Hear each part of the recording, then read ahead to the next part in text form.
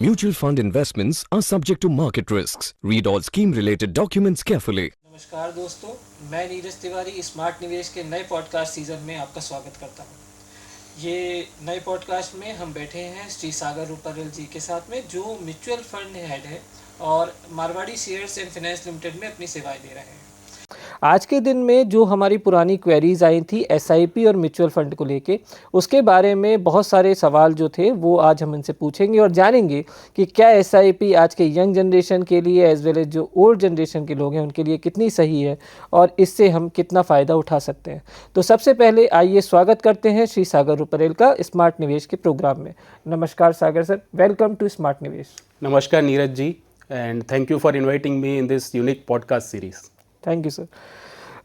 Sir, आज जो हमारे पास सबसे ज़्यादा जो सवाल आता है वो ये है कि जैसे इस एसआईपी बहुत ही स्मार्ट, सिंपल और स्ट्रेटेजिक इन्वेस्टमेंट है, पर एसआईपी में कोई इंसान कैसे पता करे कि वो कितना इन्वेस्ट करना चाहता है, कौन सा अमाउंट सही है?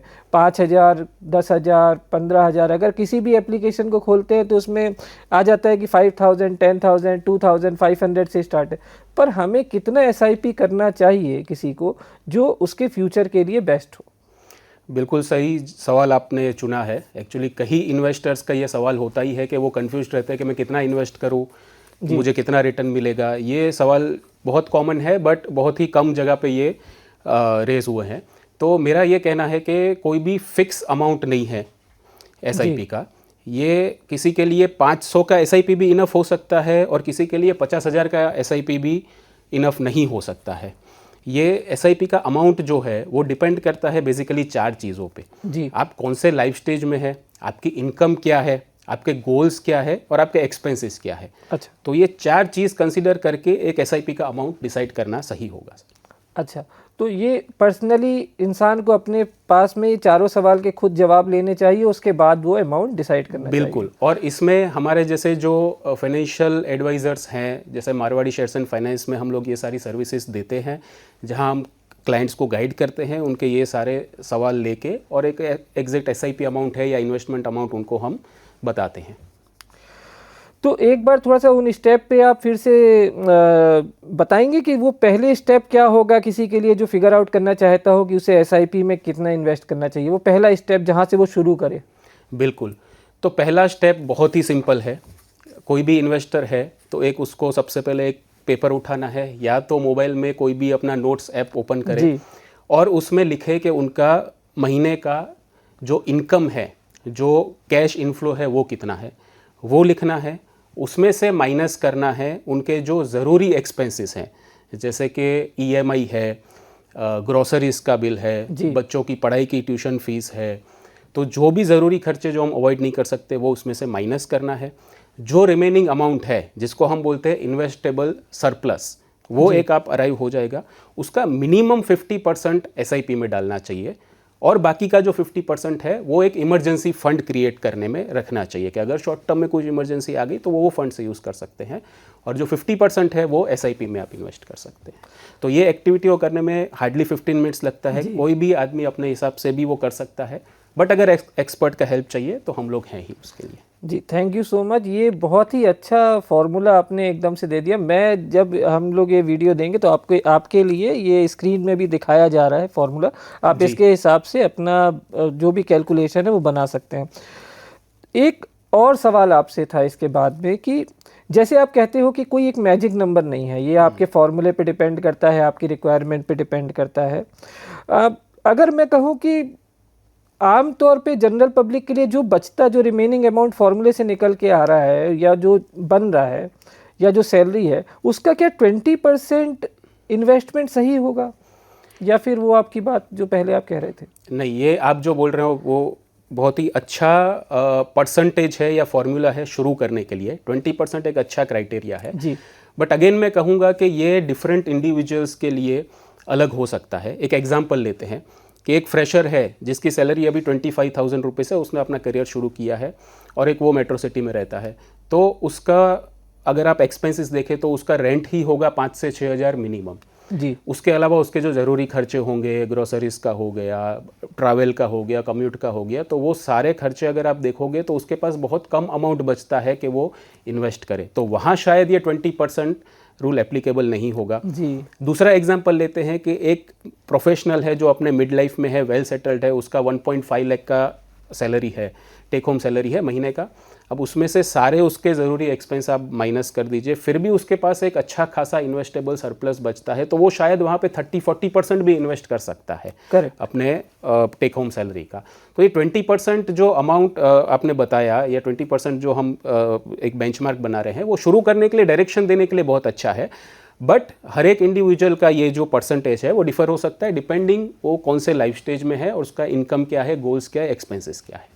Thank you so much. मुझे इसमें थोड़ा और क्लैरिटी मिला, और मुझे उम्मीद है कि मेरे व्यूवर्स को भी इसमें क्लैरिटी मिला होगा कि किस हिसाब से वो अपना एक अमाउंट, एसआईपी अमाउंट या म्यूचुअल फंड में इन्वेस्टमेंट जान सकते हैं।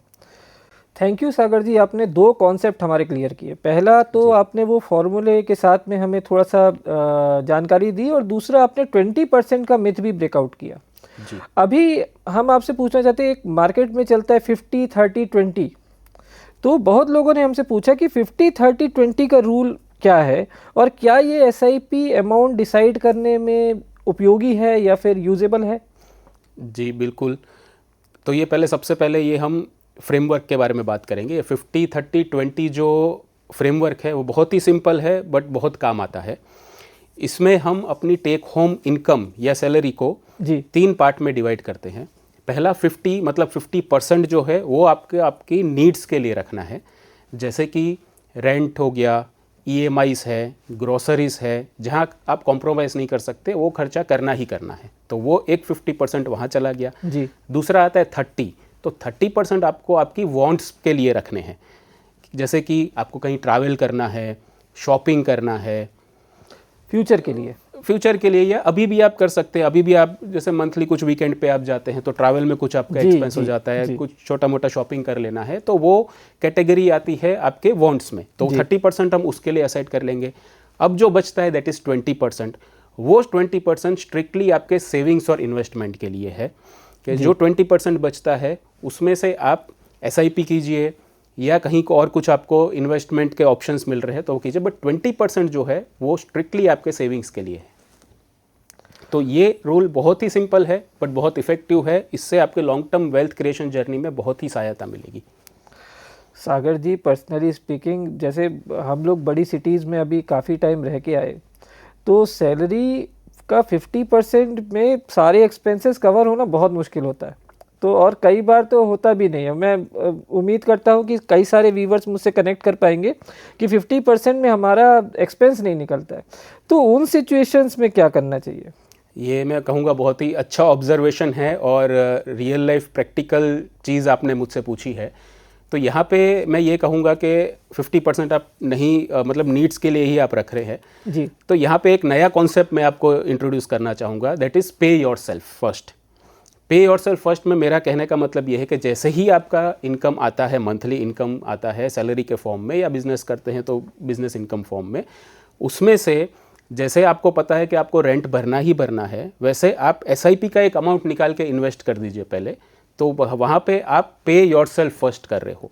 वो अमाउंट चाहे कितना ही छोटा क्यों ना हो, चाहे 1000 रुपये ही है, बट उससे आपकी एक हैबिट डेवलप होगी कि जैसे ही पैसा आएगा तो आपको उतना तो इन्वेस्ट करना ही है। तो ये इस चीज़ से हम शुरुआत कर सकते हैं और आगे जाके जैसे ही हमारा इनकम बढ़ता है हम उस अमाउंट को बढ़ा सकते हैं। कॉन्सेप्ट बहुत अच्छा है सर। पे यूरसेल्फ फर्स्ट सुनने में बहुत अच्छा लग रहा है, पर प्रैक्टिकली इसको इम्प्लीमेंट कैसे किया जा सकता है? इसको इम्प्लीमेंट करने का बहुत ही सिंपल और यूनिक रास्ता है जी। आप एक अलग से अकाउंट ओपन कीजिए जिसको हम इन्वेस्टमेंट अकाउंट के नाम से जानेंगे। सैलरी अकाउंट है आपका, उसको अलग रखिए। जैसे ही आपके अकाउंट में सैलरी आता है, आपका जो इन्वेस्टमेंट का अमाउंट है वो आप उस अकाउंट में ट्रांसफ़र कर दीजिए। जी। ये जनरली हम एडवाइस करते हैं कि आपका सैलरी का 2-3 दिन बाद का आप एसआईपी का एक डेट फिक्स कर लीजिए। तो जैसे ही सैलरी आया आपने एक अमाउंट उठा के उस अकाउंट में ट्रांसफ़र कर दिया और उसमें से आपका इन्वेस्टमेंट चलता रहता है।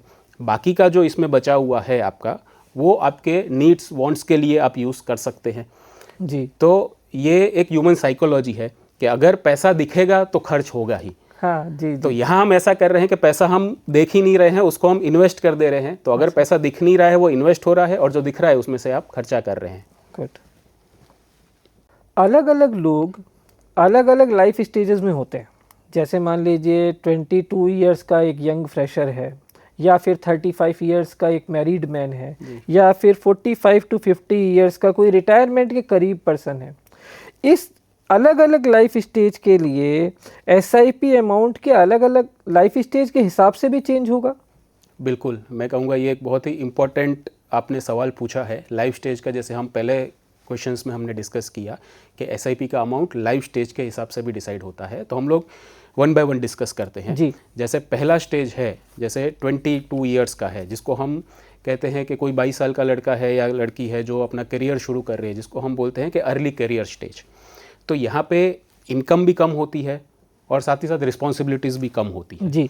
तो यहाँ पे सजेस्टेबल ये है कि जो भी कुछ बचता है, चाहे वो 2000 हो 3000 हो, आप उसको इन्वेस्ट कीजिए एसआईपी में, या दूसरा कोई भी आपको इन्वेस्टमेंट ऑप्शन दिखता है। बट ये हम इसलिए बोलते हैं कि हो सकता है 2-5 हज़ार से आप बोलोगे कि कुछ कॉर्पस बनेगा नहीं, बट यहाँ हम लोग एक हैबिट डेवलप कर रहे हैं। अच्छा। कंसिस्टेंटली उसमें आप अगर इन्वेस्ट करते रहेंगे तो 2000-5000 का अमाउंट भी बड़ा हो सकता है। एक एग्जांपल बताता हूँ, 3000 की एसआईपी अगर आप 30 साल तक चलाते हैं जी। और उस पर 12% इंटरेस्ट आपको मिलता है, रिटर्न मिलता है आपको 12%, तो भी वो 1 करोड़ या उससे ज़्यादा बन सकता है।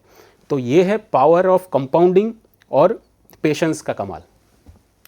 ये तो बहुत टेम्पटिंग है। अगर 3000 रुपये से 1 करोड़ रुपए बनता है तो अभी मेरा भी शुरू करने का मन करने लगा। तो इसका दूसरा फेज़ क्या है?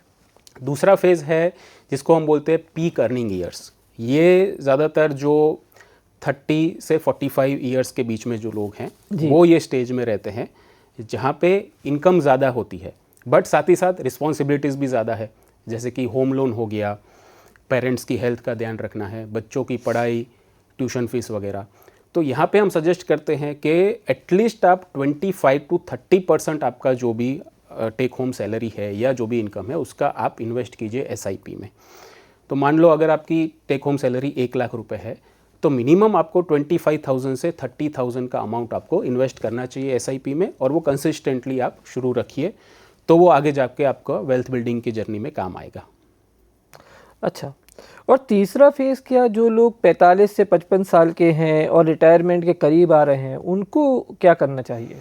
जी, तो ये स्टेज है जिसको हम बोलते हैं प्री रिटायरमेंट स्टेज। जी। 45 to 55 ईयर्स के हैं तो वहाँ पे हमारी अर्निंग्स पीक हो चुकी होती है, और यहाँ पे ज़्यादातर लोगों की रिस्पॉन्सिबिलिटीज़ या ख़त्म हो चुकी होती है या ऑलमोस्ट वो ख़त्म होने के स्टेज पे होती है। जैसे कि होम लोन्स वगैरह है वो ऑलमोस्ट पेड ऑफ हो जाते हैं, बच्चे सेटल हो रहे होते हैं या ऑलमोस्ट सेटल हो गए होते हैं। तो यहाँ पे अर्निंग ज़्यादा है, रिस्पॉन्सिबिलिटीज़ कम है, तो आपके पास जो इन्वेस्टेबल सरप्लस है वो ज़्यादा बचेगा। तो यहाँ पे रिकमेंडेड है कि आप एटलीस्ट अपने सैलरी का 45 to 50% आप इन्वेस्ट कीजिए उसमें। जी। तो अगर वही एग्जांपल पे आते हैं कि किसी का अगर 2 लाख का सैलरी है, उस टाइम पे 2 लाख का सैलरी वो अर्न कर रहे हैं, तो उसका 50% तक भी वो इन्वेस्ट कर सकते हैं। मतलब लाख से 1.25 लाख का एसआईपी में इन्वेस्ट करना हम लोग रिकमेंड करते हैं। और यहाँ पे एक और चीज़ बहुत ही इंपॉर्टेंट है जो ध्यान रखने की है कि आपका जो पोर्टफोलियो है उसको भी थोड़ा आपको रिबैलेंसिंग करना रहेगा। जैसे कि आप अगर इक्विटी में इन्वेस्टेड हैं तो इक्विटी से आपको स्लोली ग्रेजुअली डेट की तरफ आपको आपका पोर्टफोलियो को रिबैलेंस करना रहेगा। सिंस आपका रिटायरमेंट नज़दीक है तो रिटायरमेंट के कॉर्पस में ज़्यादा रिस्क ना रहे, इसलिए तो ये बहुत ही एक क्रिटिकल स्टेज है। यहाँ पे ये 2 चीज़ों का इंपॉर्टेंट है कि आपका सैलरी अगर ज़्यादा है आप ज़्यादा इन्वेस्ट कर सकते हैं, और आपका पोर्टफोलियो को रिबैलेंसिंग करना है। जी। सागर जी, पहले हमने रूल्स के बारे में बात की, उसके बाद हमने बात की स्टेजेस के बारे में। अब मैं आपसे पूछता हूँ कि आप गोल्स के हिसाब से भी स्ट्रेटजी डिफाइन करके एसआईपी अमाउंट फिक्स की जा सकती है? बिल्कुल, गोल बेस एसआईपी इंडस्ट्री में एक बहुत ही पावरफुल टूल रहा है। जी। यहाँ हमें अपने आप से एक सीधी बात करनी रहेगी कि मुझे कितना अमाउंट चाहिए और कितने साल में चाहिए। ये 2 सवाल का जवाब हर किसी को खुद से पूछना पड़ेगा, और एसआईपी का अमाउंट उसमें से डिनोट हो जाता है। जैसे कि आपको आपके बच्चे के लिए 10 साल के बाद 50 लाख रुपए अगर चाहिए, जी।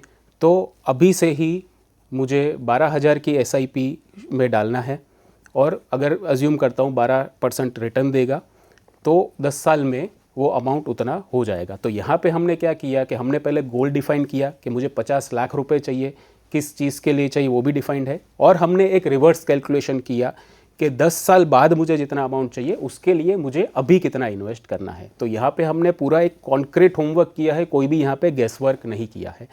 तो इस तरह से हम गोल बेस SIP फिक्स कर सकते हैं 2 सवाल का जवाब देने पे। समझा। पर इसमें भी चूंकि अलग अलग लोगों के साथ में अलग अलग गोल्स का कॉस्ट आए, मतलब SIP अमाउंट होगा, सबके गोल्स डिफरेंट होंगे तो SIP अमाउंट भी डिफरेंट होगा। अब ये कैसे काम करेगा और कॉमन गोल्स क्या होते हैं? बिल्कुल सही। देखिए 3 कॉमन गोल्स हैं मैं कहूँगा। सबसे पहला है शॉर्ट टर्म इमरजेंसी एक्सपेंस। ये कोई SIP नहीं है, बट यहाँ पे हम सजेस्ट करते हैं कि आप अपने 3 से 6 महीने के खर्चे का अमाउंट आप एक बना के रखिए। In case of any emergency, ज़्यादातर मेडिकल इमरजेंसी में वो काम आता है, तो इससे आपकी SIP डिस्टर्ब नहीं होगी। तो सबसे पहला इंपॉर्टेंट गोल है इमरजेंसी फंड क्रिएट करना। दूसरा है शॉर्ट टर्म गोल जी। जैसे कि एग्जांपल लेते हैं कि नेक्स्ट 3 साल में मुझे मेरे ड्रीम वेकेशन पे जाना है या कोई मुझे मेरी ड्रीम कार खरीदनी है, तो उसके लिए मैं प्लान आउट करूँगा कि मुझे अभी से कितना अमाउंट, फॉर एग्जांपल 3 से 5,000 रुपये एक डेट फंड में इन्वेस्ट करेंगे। सिंस ये शॉर्ट टर्म गोल है तो मैं पूरा इक्विटी फंड नहीं रखूँगा, या तो डेट फंड रखूँगा या तो हाइब्रिड प्रकार के जो फंड्स आते हैं उसमें इन्वेस्ट करूँगा। तो वो 3 से 5,000 का अमाउंट में उसके लिए इनफ रहता है। तीसरा जो है that is long term goal. यहाँ पे जो लाइफ के बड़े गोल्स हैं जैसे कि रिटायरमेंट है, बच्चे का एजुकेशन है, बच्चे की शादी है, तो ये सब के लिए मुझे रिवर्स कैलकुलेशन करके अभी के हिसाब से फॉर एग्जांपल 20,000 रुपये आता है, तो 20,000 रुपये मुझे कोई भी इक्विटी फंड में इन्वेस्ट कर लेना है जिससे मेरा रिटर्न्स भी ज़्यादा रहे और अच्छे से मेरा पोर्टफोलियो क्रिएट हो पाए, और अलग अलग गोल्स के लिए अलग अलग SIPs करनी है। तो ये बेसिकली 3 प्रकार का हमने ब्रेक डाउन किया। पहला अपना इमरजेंसी फंड, दूसरा हमारा शॉर्ट टर्म गोल्स के लिए, और तीसरा हमारे लॉन्ग टर्म गोल्स के लिए। Very good. अब आ जाते हैं, जैसे मैं लाइफ के जिस स्टेज पे हूँ जी। तो उसके हिसाब से रिटायरमेंट के लिए कितना इन्वेस्ट करना चाहिए? ये तो मेरे ख्याल से लाइफ का सबसे बड़ा ही गोल होगा। बिल्कुल, जैसा आपने बताया ये बहुत ही इम्पोर्टेंट गोल है, बट ज़्यादातर लोग इसको इग्नोर करते हैं।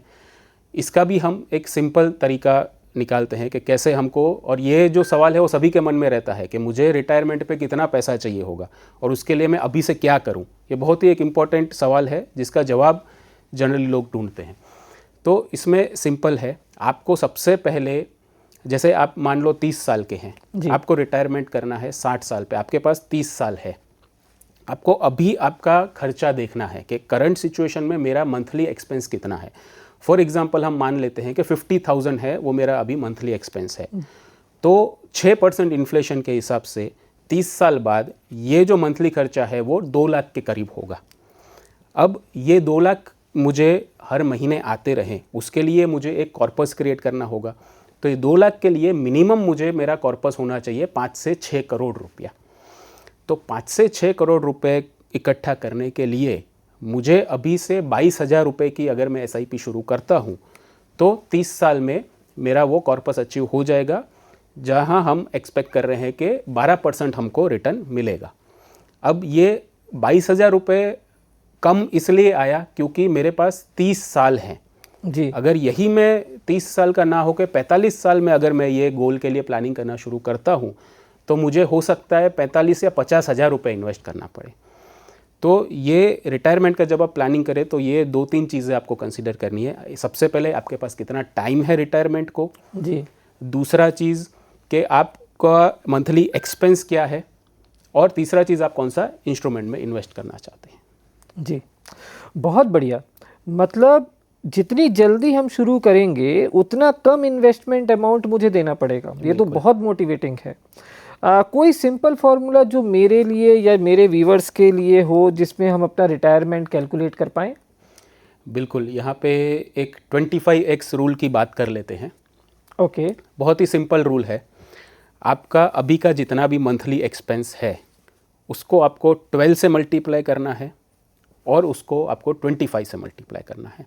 एक एग्जांपल से समझते हैं। मेरा मंथली एक्सपेंस अभी 50,000 है, उसको मैं 12 से मल्टीप्लाई करूंगा, मतलब 6 लाख रुपए एनुअल मेरा एक्सपेंस है जी। उसको मुझे मल्टीप्लाई कर देना है 25 से, तो कॉर्पस आता है 1.5 करोड़ का जी। इसमें आगे हमको थोड़ा इन्फ्लेशन एडजस्ट कर देना है, तो आपको एग्जैक्ट कॉर्पस इसमें मिल जाता है।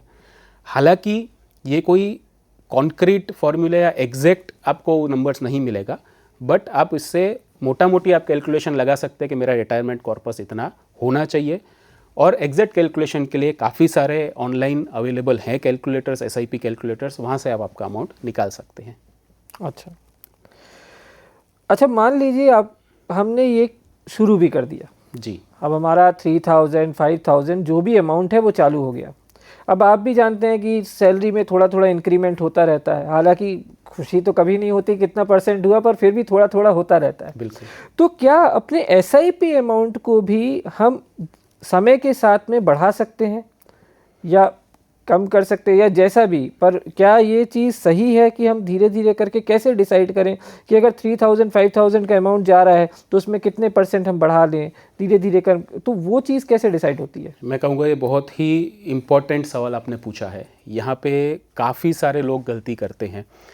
जैसे कि हमारा कहना ये है कि जैसे आपके इनकम बढ़ती जाए आप आपका SIP अमाउंट बढ़ाते जाइए। मान लो आज से 5 साल पहले आपने SIP शुरू की थी 3000 की, तब आपका सैलरी था मान लो 50,000 रुपीज़। अब 5 साल हो गए, आपका सैलरी बढ़ के हो गया है मान लो 80,000 रुपये, फिर भी आप SIP वही रख रहे हैं 3000 रुपये। जितना पैसा आ रहा है वो आप कहीं और या एक्सपेंसेस कर रहे हैं या कहीं ना कहीं चला जा रहा है, तो ये बहुत बड़ी गलती है। आपको SIP अमाउंट हमेशा बढ़ाते रहना चाहिए। जैसे ही आपकी सैलरी बढ़ती है उसका एटलीस्ट आप 50% तो SIP आप बढ़ा ही सकते हैं। तो मेरा कहना यह है कि सैलरी बढ़ती जाए वैसे वैसे आप आपका SIP अमाउंट भी बढ़ाते रहिए। अगर नहीं बढ़ाते हैं तो ये आपके वेल्थ जर्नी को ड्रामेटिकली स्लो कर सकता है। आपने शुरू से लेके आखिरी जो अभी तक जो बात हुई उस पर सब में फार्मूलेज और इन सब चीज़ों का बहुत अच्छा यूज़ किया जी। मैं आपसे पूछूंगा कि SIP अमाउंट के लिए भी क्या कब बढ़ाना चाहिए, ऐसा कोई ट्रिगर होता है? तो 3 बहुत ही क्लियर ट्रिगर्स हैं मेरे हिसाब से। पहला ट्रिगर, जब भी आप अगर जॉब में है आपको सैलरी इंक्रीमेंट मिलता है तो वो उस इंक्रीमेंट का मिनिमम 50% आप SIP में डालिए। मान लो मुझे 10,000 का इंक्रीमेंट मिला है तो मैं 50% यानी कि 5,000 का जो है हर महीने वो मैं SIP में डाल दूंगा। दूसरा इंपॉर्टेंट ट्रिगर है कि अगर मुझे बोनस मिलता है जी, तो जो भी बोनस मुझे मिलता है उसका भी मैं एटलीस्ट 50 to 60% में इन्वेस्ट कर दूं। बाकी चाहे मैं 50-60% अपने लाइफस्टाइल अपग्रेडेशन में या कोई दूसरे शॉर्ट टर्म जो भी मेरी नीड्स है या वांट्स है उसके लिए मैं कर दूं, बट 50 to 60% मैं वहाँ पे इन्वेस्ट कर सकता हूँ। तीसरा ट्रिगर है कि अभी एग्जिस्टिंग कुछ मेरे लायबिलिटी है वो मैंने पे ऑफ कर दी है और वो उसका जो EMI अमाउंट है, मान लो मेरा एक होम लोन चल रहा था, मेरा वो होम लोन ख़त्म हो गया, मेरा 20,000 का EMI आ रहा था, तो अब मेरे पास क्लियरली 20,000 रुपये हर महीने बचने वाले हैं, तो वो मैं SIP में इन्वेस्ट या म्यूचुअल फंड में सिस्टमेटिकली इन्वेस्ट करना चाहिए। जी, तो ये क्लियर ट्रिगर्स हैं जहाँ पे आपको आपका SIP अमाउंट बढ़ाना चाहिए। जी। हाल ही में जो क्वेरीज हमको आ रही थी SIP को लेके, उसमें क्वेरी बहुत ज़्यादा आ रही है स्टेप अप SIP को लेके। तो मैंने पहले भी शायद हमारा पॉडकास्ट में इसमें डिस्कशन हुआ था कि स्टेप अप SIP को लेके, तो आप थोड़ा और प्रैक्टिकली समझा सकते हैं स्टेप अप SIP को, और अगर स्टेप अप SIP में इन्वेस्टमेंट करते हैं तो कितना करना चाहिए? जी बिल्कुल। तो स्टेप अप SIP एक बहुत ही पावरफुल टूल है मैं बोलूँगा, जिससे आपकी वेल्थ क्रिएशन जर्नी को एक अच्छा खासा बूस्ट मिलता है। इसमें आप डिसाइड करते हो कि एन्युअली आपको कितना परसेंटेज SIP का बढ़ाना है और वो ऑटोमेटिकली एवरी ईयर बढ़ जाता है। इसको एक एग्जांपल से समझते हैं। अगर एक नॉर्मल SIP है 10,000 की SIP, अगर आप चलाते हैं उसको 20 साल के लिए और 12% रिटर्न देता है, इसमें हम स्टेप अप नहीं जोड़ रहे हैं, तो वो करीब करीब आपका 92 से 98 lakhs बनता है। जी, यहीं पे अगर आप 10% का स्टेप अप जोड़ देते हैं कि हर साल आपका SIP 10% से स्टेप अप हो रहा है, तो यही 10,000 की SIP का कॉर्पस बनेगा, वो होगा 1.6 करोड़। मतलब एक ये छोटे फीचर को ऐड करने से आपका 60% वेल्थ और बढ़ गया। जी, तो ये पावर है एक स्टेप अप SIP का।